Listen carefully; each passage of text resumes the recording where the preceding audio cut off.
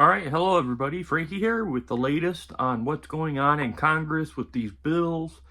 There's not only one big, beautiful bill being passed here or getting ready to be passed, being worked on right now. Um, it includes provisions that probably won't have the DOGE stimulus checks in there just yet. They have to let the funds, they're clawing back $4 billion a day in savings. So what's probably going to happen is a second bill is going to come out after this bill. In fact, they've already done the framework on this second bill, and this one could include those stimulus checks I was talking about. And that's because we are in a recession. No matter how much you think we're not in a recession, we are in a recession.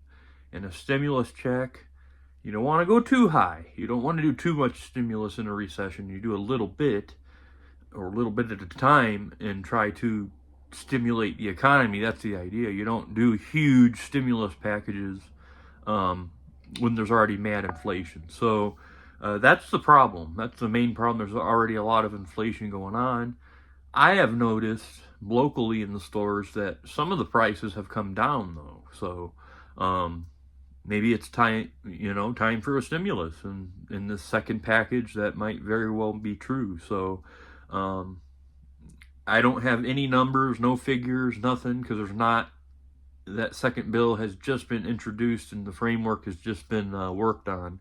So I don't know what's in the bill or anything, but I'm just hoping that those DOGE stimulus checks, or at least the $2,000 stimulus checks, included in that. And, even if that doesn't happen, President Trump can do an executive order for that if there's money left in any funds that he can take and repurpose that money and send it out as a stimulus. So basically, it's a very complicated situation. Millions of Americans are hurting right now. We understand. I understand. God, I wish I was president. I am not a Republican. I am not a Democrat. I am an independent because I go with what makes sense.